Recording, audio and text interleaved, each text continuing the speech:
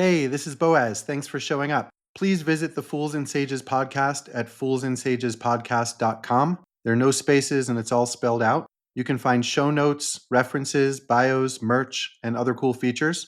Contact us if you have feedback or a question, if you want to appear on the show, or if you want either or both of us to be a guest on your podcast. You can listen and subscribe on Spotify, YouTube, Rumble, Apple Podcasts, iHeart Podcasts, and anywhere else great podcasts are found. And follow us on X and Instagram. Support us on Patreon. The Patreon link's also in our website. And thank you. Enjoy the show.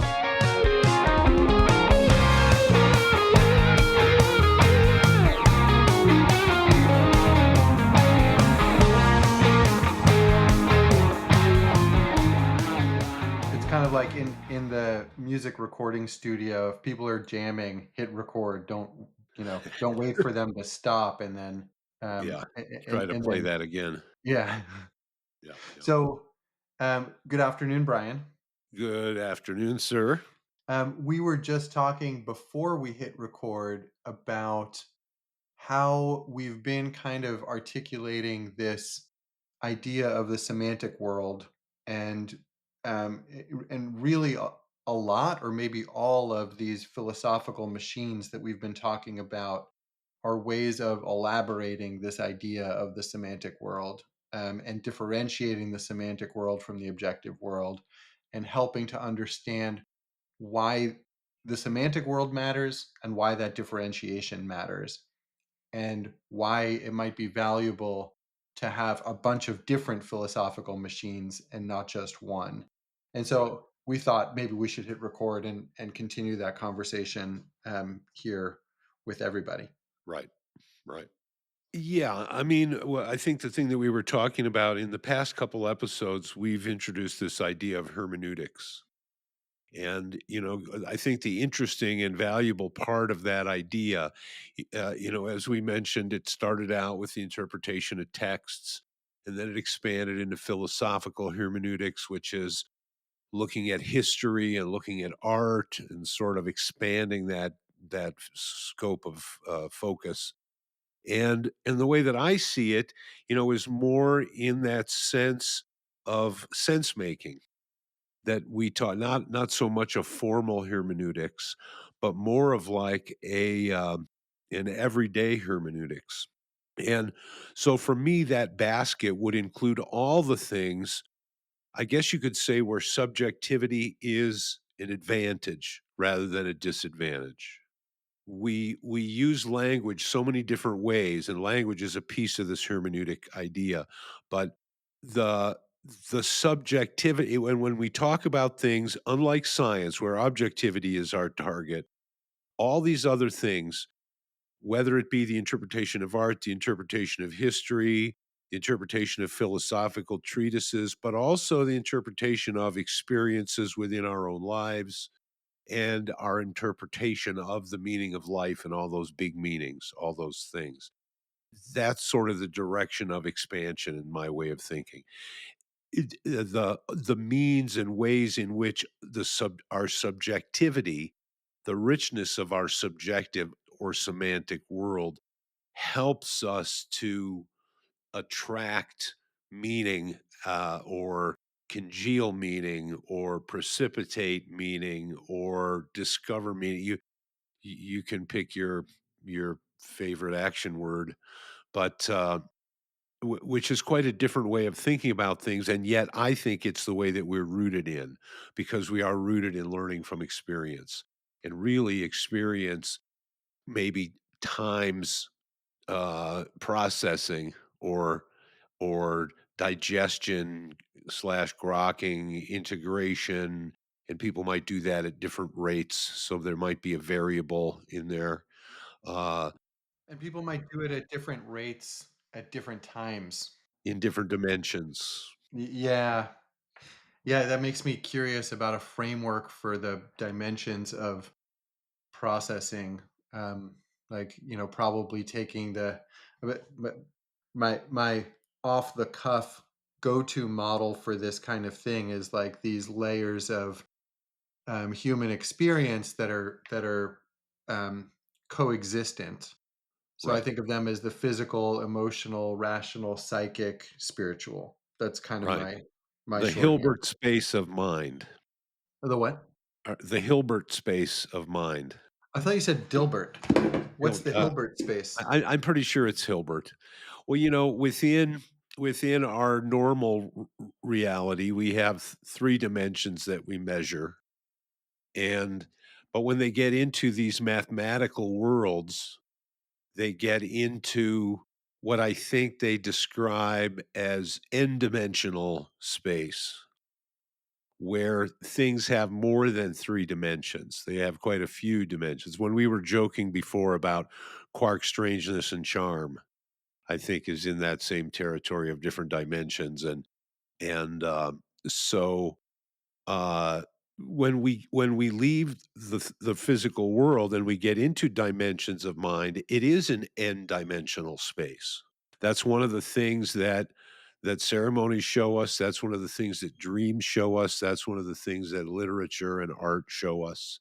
I mean, look at a Hieronymus Bosch or read any of a number of modern science fiction, or you'll see that things can move in any direction. It's an n-dimensional space. They are created by mind, for mind, and so so yeah. There's an interesting questions about that, because it is a model or a representation of three-dimensional, or maybe there's some questions there too. It's a mapping of our human experience, and there are some questions I know that happen in philosophy. Is there any difference between the experience of a thing and the thing? And uh, but for our purposes, and at least the component that I find interesting, is this idea that we are this ever evolving, like we read our way through a book and we get a more and more filled in idea of what the whole is. We live our way through a life, and each day is another page in the book of the whole. And we're always kind of wondering, even when we're very young, what will the whole amount to? And one of the interesting things about that is this instinct towards coherence, that there is a whole and that meanings somehow travel in wholes. I'm wanting to connect that up to Holon's Yep. meanings travel in parts and wholes, maybe. And see, what I wanna connect this up to is to the Kantian idea of a priori intuitions, which is to say that somehow we come preset. Okay, like when we're babies and when we're born as infants, maybe we start out on mother's milk or some formula, but pretty soon we've developed the internal capacity to consume and digest and, in fact, thrive and grow from the foods that are normally associated with being a human, with humans. And yet somehow it's a leap philosophically to say that I am born with the mental a preset, and it's that a priori. A priori is just a fancy Latin way of saying prior to or before. So it's this idea that before I actually experience life, I have certain setups within me that prepare me to receive the experience of life. And for example, for Kant, he thought that our sense of time and space, that those actually came to us as sort of presets to help us organize the world into digestible meaning nuggets. And so he considered them a priori intuitions. And it sort of gets left there, but my feeling is that this tendency towards coherence should sit along those in with this idea of being an a priori intuition. Both we I have think there's coherence about ourselves as well as things we experience in the world. Yeah, I'm by no means an expert on this, but I read an article a Okay. couple of years ago about how, from an evolutionary standpoint, the the fact that a human baby takes so long to become physically independent creates an opportunity for a huge cultural download to take place, basically for all the history of human consciousness to get downloaded to each baby through whatever semantic world the downloaders are filtering through, right? I mean, obviously, or another way of saying that is a semantic world is being downloaded to the baby, or a lot of the a priori setups Or for a that we semantic are world. designed as meaning carriers, that we're designed to be downloaded, we're designed to run certain, digestive, metabolistic functions on the meaning that we take from the inside. We actually start with I would say another a priori intuition that's associated with intentionality, and that is just consciousness reaching out to the world to understand, to start to translate into some type of meaning. And so the idea is that we're this sort of one of the practical aspects of this is that it reinforces this idea that we didn't just as thrown as we might feel into life, we actually were kind of designed for it very specifically. And I've said that a number of different ways, but this is kind of another way, is in that we are not just designed to be here to eat stuff and poop it out and reproduce and die, but we actually are designed with a capacity towards meaning. And that's somehow inherent within our meatware as well as our software, so to speak. So that's and that the apparatus to do that is this semantic world. And then when we drop in this idea that we did last week about the hermeneutic circle, we can see that in fact we run in understanding life, we're constantly running different hermeneutic circles to understand different wholes that we might be in dialogue with. And that's that function with Gadamer that's important is that we're in dialogue with these things. We go back and forth. Each piece changes the whole. Each new picture of the whole enhances our capacity to grasp another dimension of the next piece. So that interdependence and that going back and forth. So then that dialogue within our life, that is our experience of enriching our capacity to extract meaning is through this hermeneutical interplay with our own experience. Like to Let's, in case somebody is parachuting into this episode, just define a couple of terms. So, hermeneutic circle, I know that's a term we've used. I don't know if it's an official philosophy term also, but I Mm, think of that kind it of is, yeah. as if you slow it down and make it conscious, it's basically the scientific method. It's like each new piece of information causes us to ask a new question that updates our model and causes us to seek yet more information. Um, Although the interesting part of it, I think, is probably the non-conscious aspect of it. you want to say more about that? The way it's sort of sewn into our mechanism to comprehend meaning is this intuition for coherence, and that and to see, the coherence of the self is there might be a reflective thing going on here because we aren't unlike a computer, which is an assemblage of parts, all these different capacities which science can sieve out when they're dealing with the easy problem of consciousness. How does the brain work? What is the mechanism of that? Um, so yeah, this interplay between our experience and this model of the world that we have and the constant iterative back and forth process between that, it's always happening, not just in our say I have a relationship with my boss, another day at work is actually like another page in the book of me and my boss.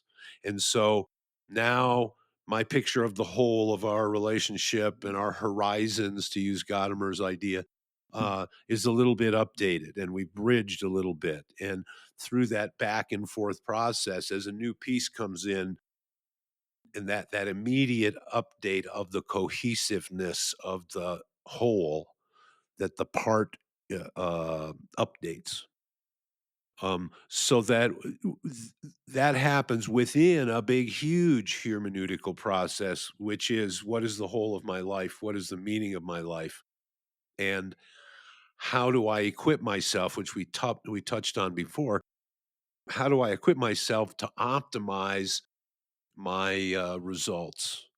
And if we think about it, I mentioned before that one of the definitions of hermeneutics is the art and science of not misunderstanding. And so instead of dialing this on a text, we dial it all the way up, the aperture all the way up. So it's life, the universe, and everything. and and now it's like, how do I bring within myself or without of myself the things that resonate with the universe to optimize the meaning of that? And what I mean by that is, if we look at art and we might see a particular piece, we might listen to a particular piece of music. Say the piece of music talks about loss. If we're young and we haven't experienced loss, we understand it conceptually. If we're older and we've accumulated experiences of loss, then when we hear that song, our our subjectivity, that is the experience that we've accumulated, the changes that's made in our model of the whole, now has parts within it, you might say, to resonate with that expression. So now the meaning that I get from that, there's a side conversation, was that meaning necessarily put in there by the artist, or was it mediumship that the artist used to communicate that for its universality? Because that's another one of these drive towards meaning is also a drive to distill towards universality.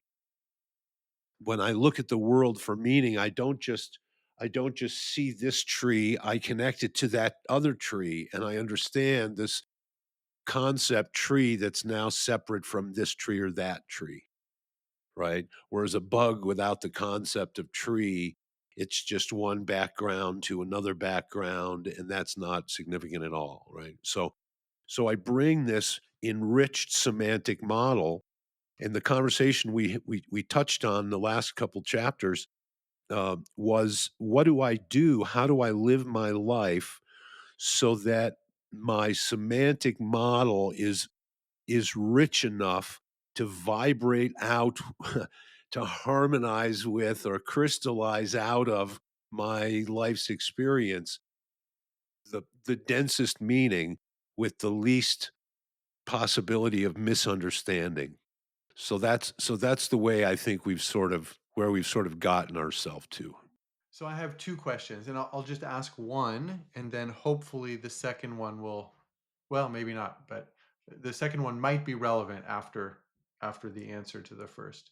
So as a devil's advocate or as an evolutionary biologist or something, what say you to the striving for coherence being a survival mechanism that given our ability to be conscious, if we didn't try to make sense of things, we would go crazy. And so we have to make sense of things to survive. That the all essentially that all the meaning is meaning we create individually, essentially as a defense mechanism. And I've heard that argument about God too, that because the Absolutely. universe is such an unstable, crazy seeming place, we create stability and externalize that in the form of a deity. Right.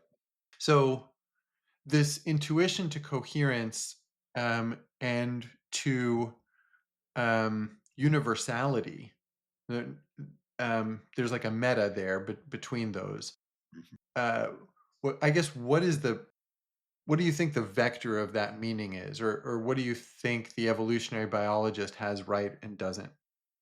Um, I think that the evolutionary biologist, it would be correct in that, yes, it probably does serve survival, but I would think that something much simpler and less complicated would suffice if it was only about survival. And it seems like an awful elaborate mechanism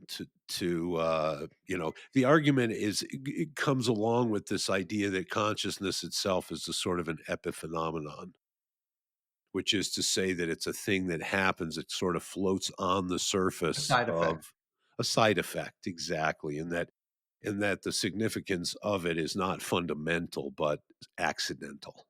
So why do we believe that consciousness is not just a side effect of being alive and having this kind of brain? I think that there's a number of arguments against that idea, but I don't think it's considered settled.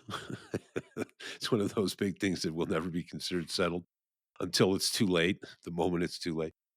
Um, I think that this is also one of those things that one's nothing is as good as one's own personal research into consciousness.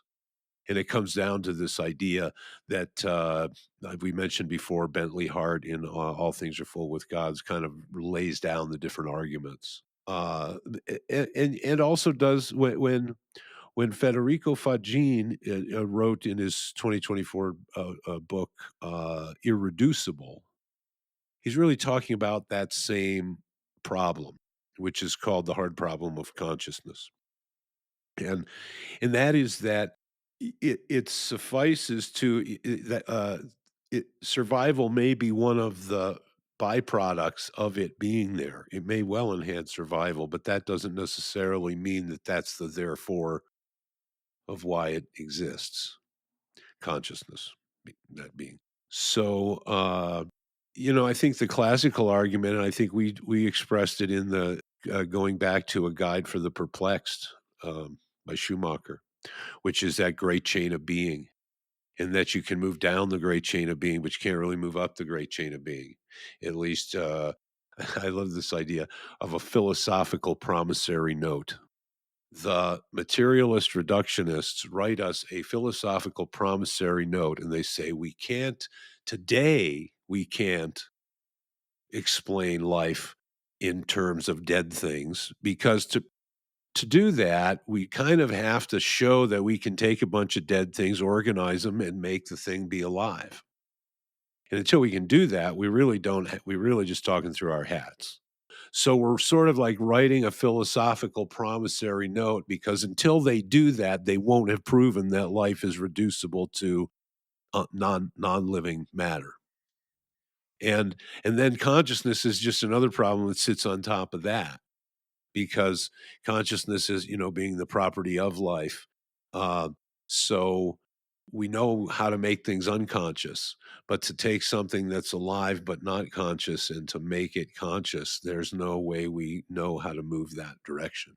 So the argument has always been, well, but God can move that direction or creation can move that direction. But actually, when you look at this idea that it's consciousness, mind, spirit, meaning, language in its extension, manifesting down into matter, it only has to move from the conscious and animate down into the inanimate, right? The travel back up happens not through physical, we don't actually sprout wings and transform into a body of light. The transformation happens on the level of consciousness and mind, right? So, although maybe there's some yogi out there that can prove me wrong and say, well, there is this way, but for the average, I'll believe it when I see it. exactly, exactly. And Um, go so ahead. so maybe the other question is does still fit because I think it's much more practical. Imagine I come into your studio there and I sit down. I think there's another chair off Yeah, to your there is. right. It's true. I sit down in that chair and I say, what do I do in my life to align myself with this intuition for coherence and this intuition for universality, or in other words, to maximize meaning in my life? And I know that's not an easy question, and we'd probably hang out for a while, but Uh-huh, yeah. where does your mind go when I ask you that? Well, I would immediately wonder if you brought snacks. Yeah, Um, fair. but, I mean, it goes to breadth and depth within reason. Um, and that is, for example, we touched on Ken Wilber and we talked about his quadrant idea. But an example of the breadth that I'm talking about is more like this idea of along all those first tier stages of human development, from the archaic to the traditional to the modern to the postmodern, all of those represent dimensions that are expressions of fundamental human capacities. So so if we were to imagine a wheel with spokes, we could say that each one of those stages of development might be a spoke on the wheel, and that we really wanna have each one of those represented somehow in an integrated version of ourselves, which is that tier 2 idea, that now everything's gonna become integrative, and that's why it's integral theory, because everything's about that integration, yeah. So the idea is, that's why I mean, I think that this works on every which way. Uh, for example, when we went to, East Africa, I think there were ways in which you might even have to think about to flatten out, but ways in which it changed your semantic model of things. And I know for me, going to South America also had a similar, impact. I can tell you in Uganda, there were a couple of specific things that changed my semantic model. One was what they thought pizza was a completely different thing from what I thought pizza was, or what my kids did, more to the point. Uh-huh. And what they thought a toilet was in a hotel, also completely different from what I thought it was. So my understanding of toilet and pizza both had to broaden dramatically. And what I found was that it took me weeks after the experience, and of course, I kept going back and getting more exposure to it, but it really took me weeks for things like the balls that bounce through a pachinko machine, for the the the different pieces to kind of find their way, what had to shift to mesh these things into a cohesive, coherent picture of the whole of the experience of humanity. Just flying over Scotland to Turkey changed my feelings of parameters based on my body in space and distance and time, that kind of stuff. Like ways that and dimensional ways. Coast of Norway kind of stuff. I can't track all the details in which it subtly changed things. Same thing with the experience of South America. And some of these things, we think of meaning as something that we get very hard ideas about, like a meaning should be a scientific fact, or it should be something stands up against the test of time, or something that meaning is somehow not alive. And my feeling, like, for example, with the ayahuasqueros in South America, I feel like a lot of the meaning that I came away with was in sensations, impressions, flavors, uh, connected with smells, connected with, the human, network of life in South America, and the way that with all the different things that were the same and different with me. And then speaking a different language, there's a whole conversation about which me was down there. And is the Castellano me exactly co-equal with the English me? It's interesting that you differentiate those two "yous" based on the language they are listening to and speaking or Well, and trying to speak. because our cognitive models, which is to say the world models, are semantics, so they're based in language. And, and so that created some interesting psychodynamics for me to integrate those things. And I felt that I was getting a bigger picture of it. Uh, in what was the old formula? Not cleaning up and showing up. It was turning on, tuning in, and dropping out. Right. Well, this tuning in idea I like because it's this idea that something's out there and it's being broadcast, and I can sort of work on my receptive capacities to where I can actually start to separate signal from noise and distinguish meaning out of it.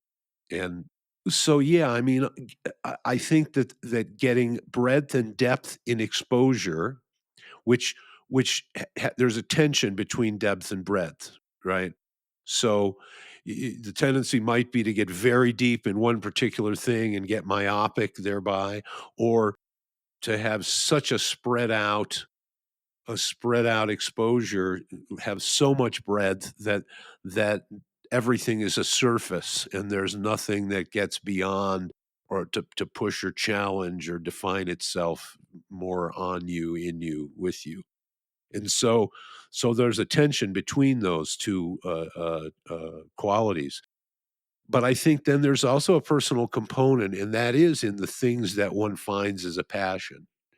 And decoding the real passions or the understanding what are the drives within ourselves that propel us towards something or away from something, and maybe there are purer and stronger ones of those that find expression based on how much we give them voice. Any idea what that looks like in your life? Like, can you give an example of these pure and deeper expressions? Well, for me, for example, one was my relationship with the natural environment. So I was raised in a basically suburban situation when I was young. I mean, to the point of literally hearing a toilet flush in the house next door. And so when I was at a certain age, I moved to it was still a suburban area, but it was in a wooded area and it backed up against a bunch of open woods. And so as soon as I hit the age that I could be harder to keep track of, I was gone into the woods and lived the fantasy Robin Hood existence with a real uh, uh there is this idea of ontogeny recapitulating phylogeny, and that it doesn't just happen around evolutionary hardware, but that there might be some psychological dynamics in which that happens, in which children relive the chapters that we as humans went through. And so, for me, I was really into Natty Bumppo. You know who Natty Bumppo It was, sounds right? familiar, but I can't place it. He was the deer slayer. He was the main character in The Last of the Mohicans, Oh, yeah. and in the Pathfinder, and in there's a whole series of the Leather Stocking Tales. The details will be in the show notes for that. And those were just wonderful to me. He grew up in Cooperstown, which was northern New York. And so all of that had gone when he was growing up in there and writing about that. And then, of course, moving out west, sort of as we've spoken about, also sort of ties back to that civilizational process that maybe in the old world it was way back when, but in the new world here, we still can kind of remember and see the stages that we went through so rapidly to get to where we are. So, the relationship with nature, that was one that I was compelled to. And it just always once I found out you could do this, that this was like a great relief and a avenue for me.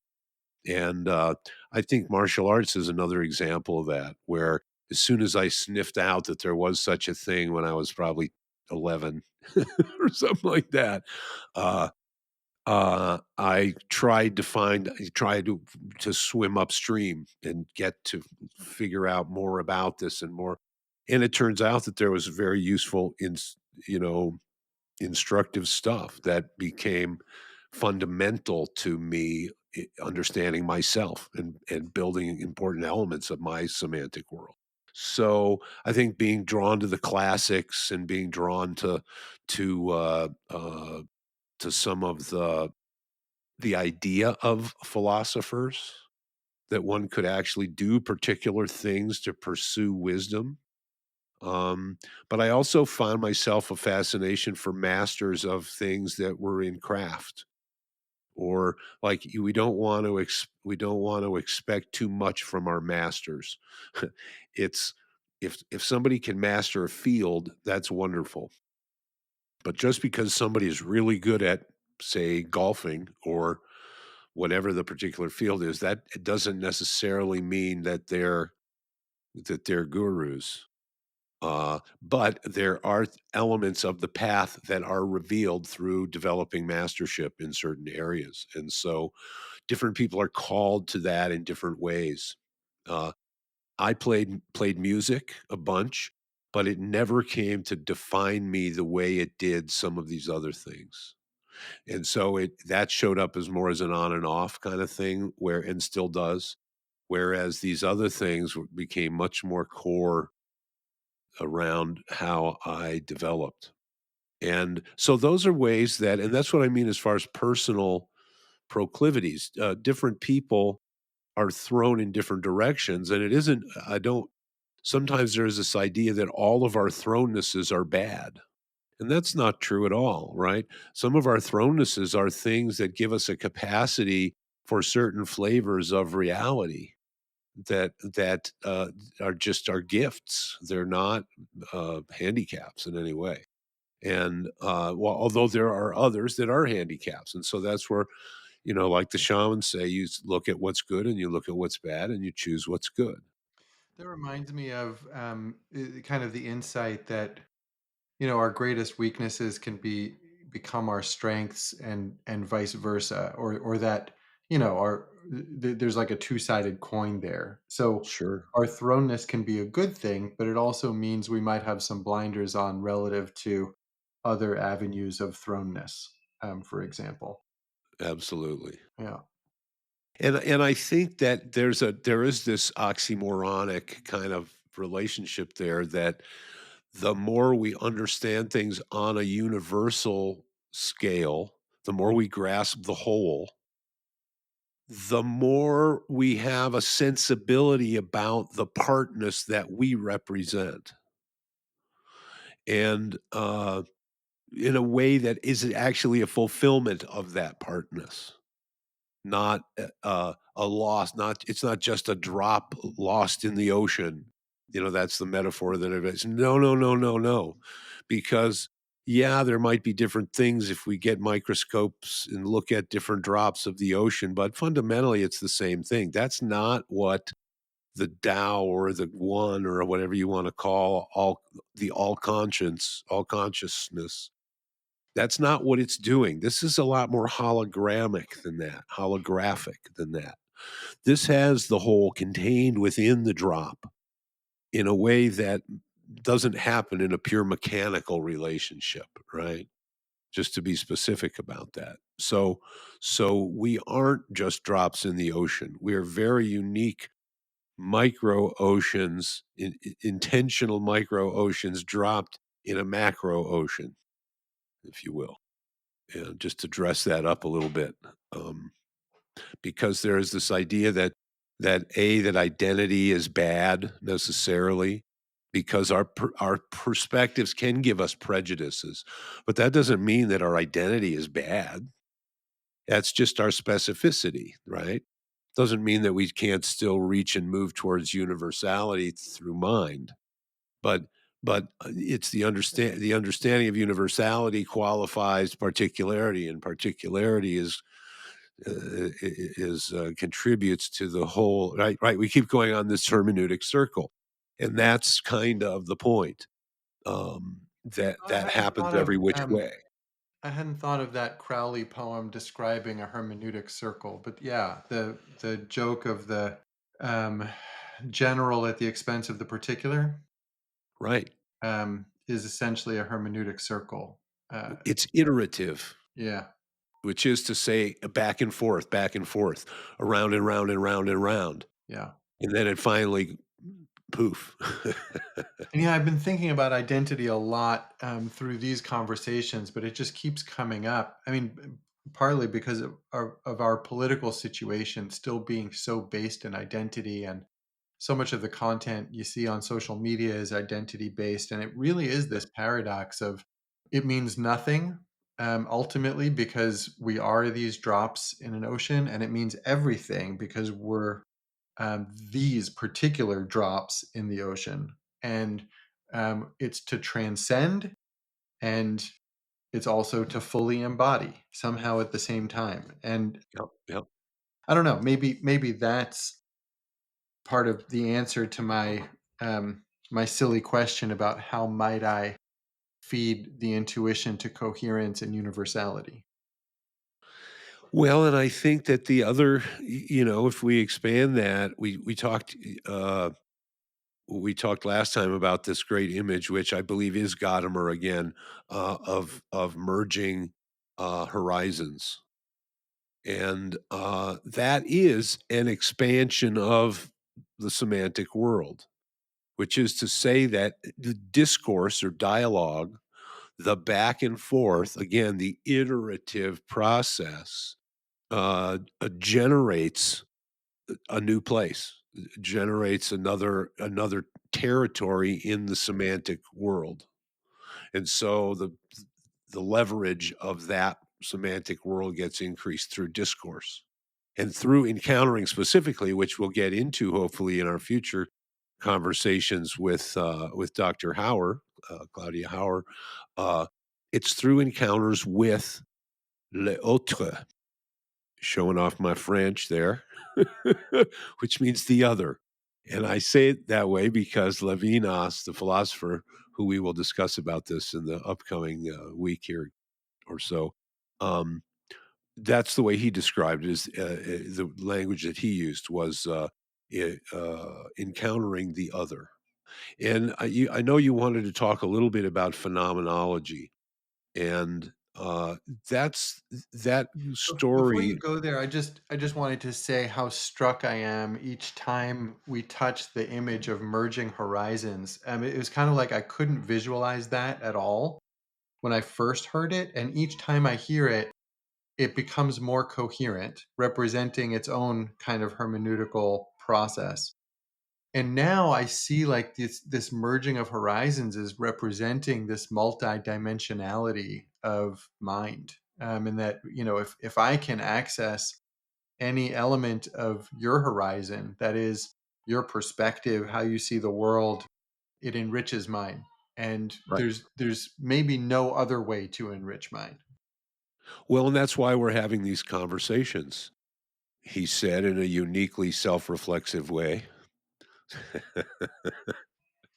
uh, and that's the way that it has worked with me. When I was a kid, I was into checking every different kind of thing out, and I did a lot of reading around neurolinguistic programming and this idea that you could learn a program of how somebody did a thing, and then you would have that ability of how to do that thing, and it seems somehow sexier than just like learning from that person how to do a thing, as if you're learning an internal software that communicates the power that's that that implies that somehow your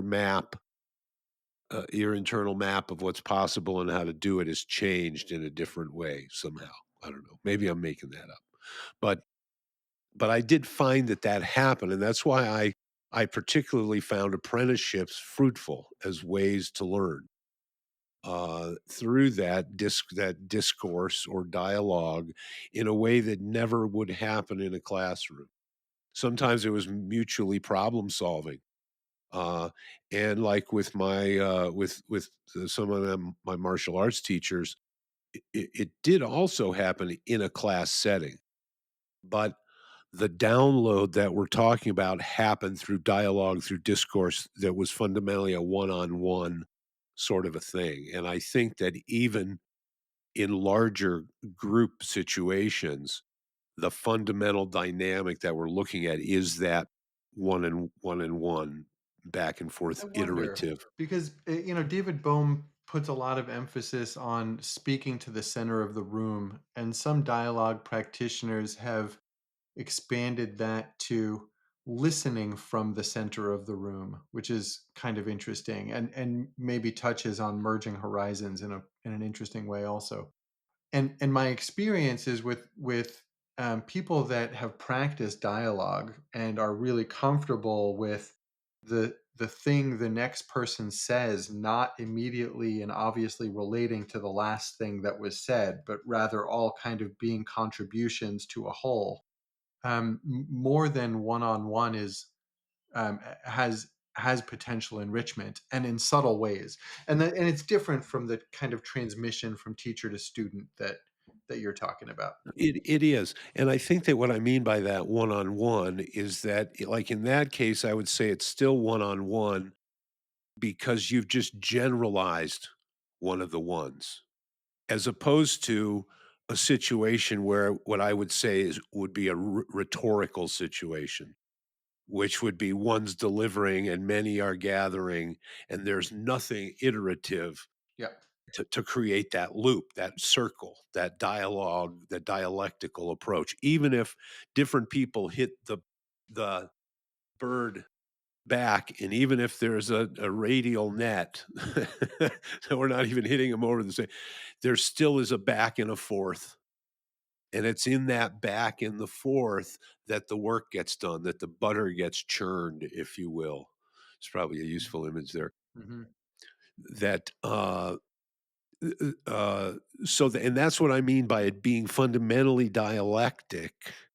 And I think that's this idea of speaking to the center of the room is a trick to get people out of speaking rhetoric Yeah, method. absolutely. Because you're speaking to a group, say, "Well, hello, everyone. My name's Carl."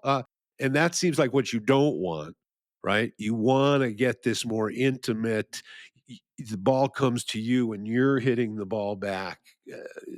Dynamic thing there, because I think that's where the two worlds have to build a language. If too many are too passive, then maybe there's some language that gets built from one side, but the bridge building isn't as active somehow, and that's kind of part of what I see the merging of horizons.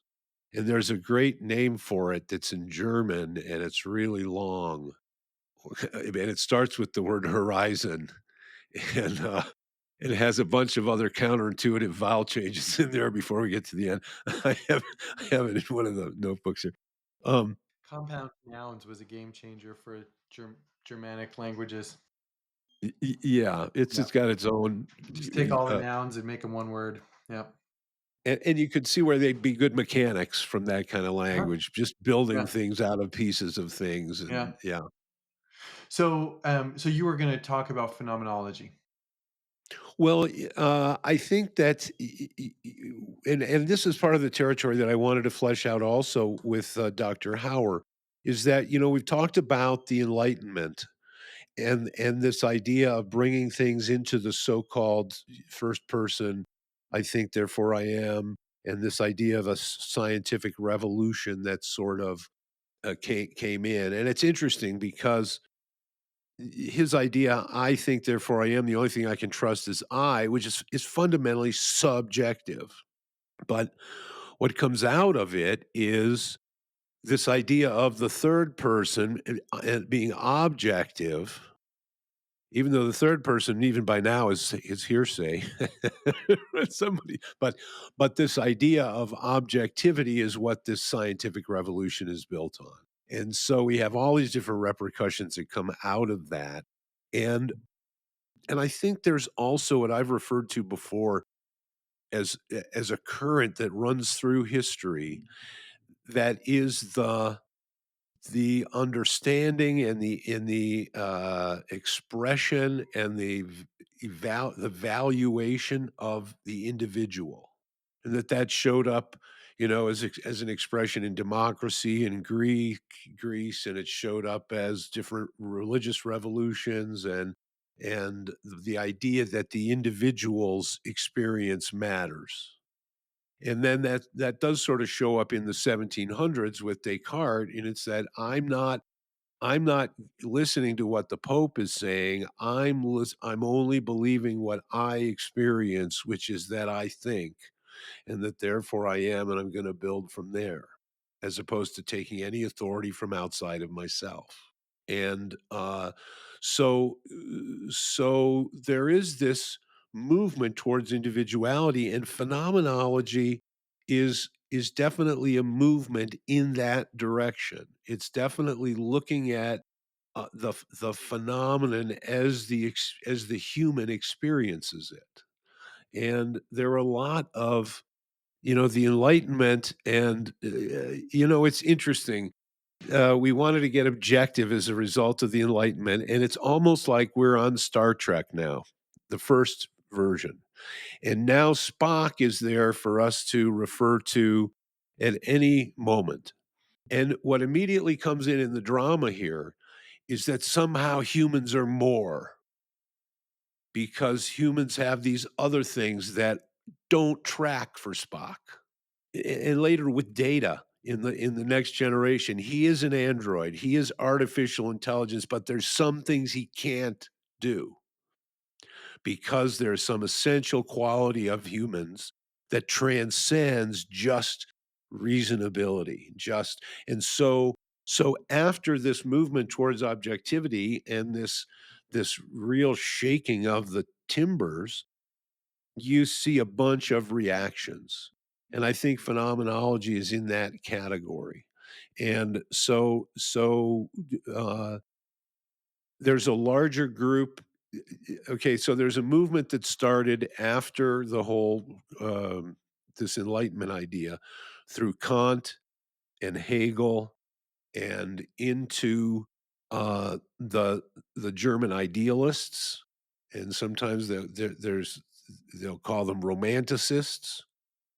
And so that the phenomenologist idea started with Husserl, and you might remember the hermeneutic idea started with Schleiermacher, and then Husserl had a student named Martin Heidegger, and Heidegger gets a lot of attention. And Heidegger is particularly a phenomenologist and also maybe an existentialist, and also uh, did hermeneutics, I guess we would say.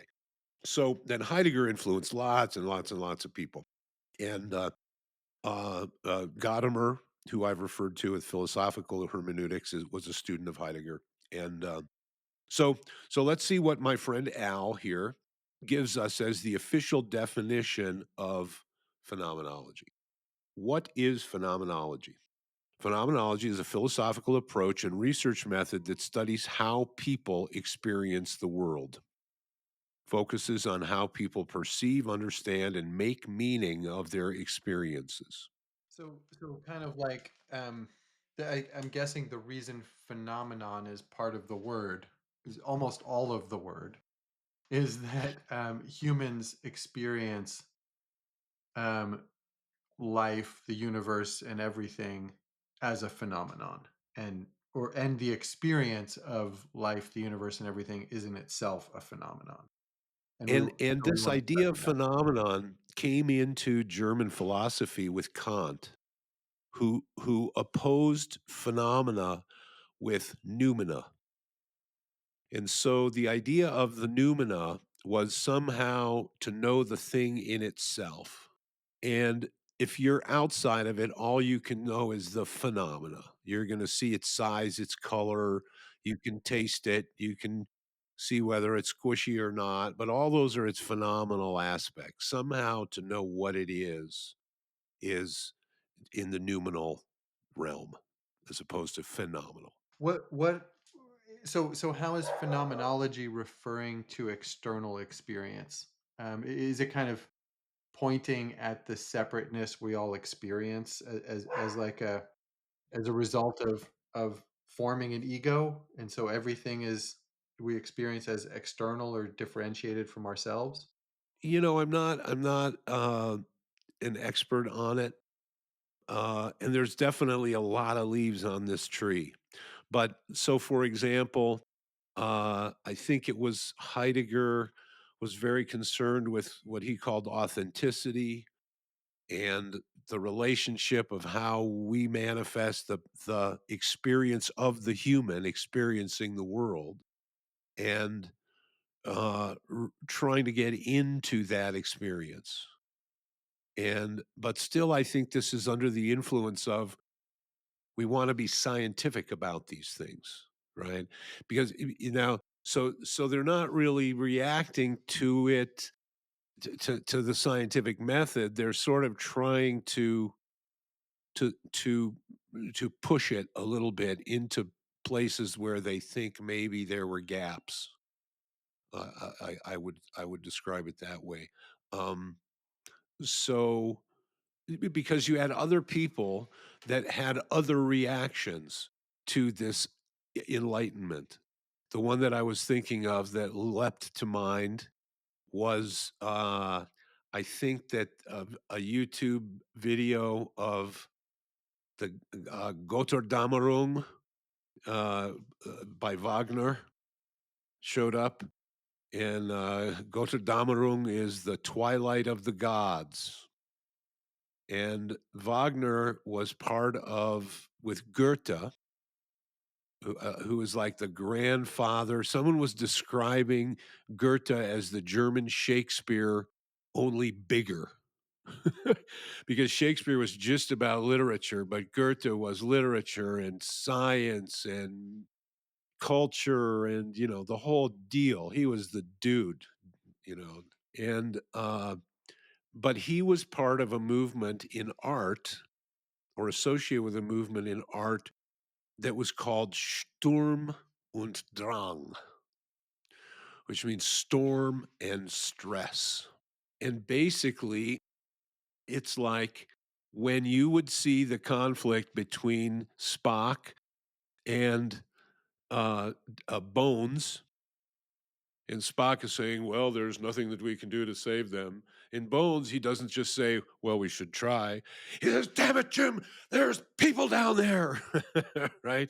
And so there's this expression of emotion and drama and all of these things that go beyond reason, that are components, things that Data or Spock could never express or tell us about.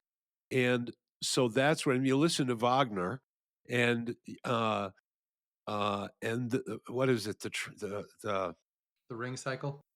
well, and there's the dude who goes through all the turmoil. Uh, Not Tristan and Isolde?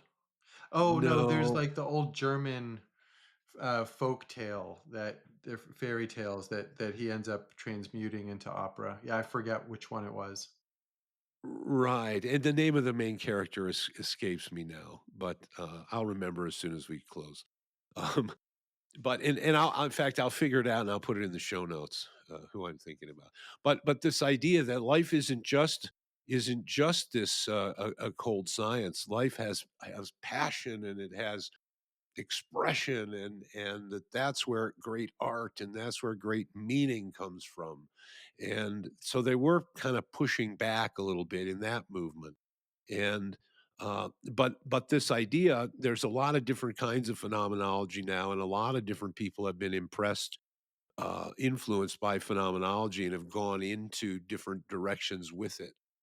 And that's why, in the next meeting that we'll have with Dr. Hauer, I'm expecting that we'll talk about one of these students of Heidegger and phenomenology, um, who goes into the experience of the other, l'autre, that we were talking about, and the ethical as well as metaphysical implications of the encounter with the other, and also a lot about discourse and the nature of that discourse. So we I've been referring to Gadamer, which is where a lot of the hermeneutical ideas come from. But Gadamer also was a student of Heidegger, as was Levinas. So these guys are all kind of, and they're coming out of Freiburg, maybe Salzburg, but it's sort of this one little that sort of German school. Uh, I always think of You're thinking the of the glass bead. Frankfurt School? Well, I think the Frankfurt School That's a is little later, I refers think. to something that came later. Yeah. Yeah, it's either Freiburg or Salzburg. It's one of these burgs. I'll put Yeah, it in the and notes. I I'll think put it. Salzburg's in Austria, but we can double check that too. Yeah, yeah, it could be. It's probably Freiburg. But they're one of these universities, and so Husserl, who is like the father of phenomenology, he was there, and then Heidegger came in and was maybe at another. All the German names escape me, but I'll put it in the notes.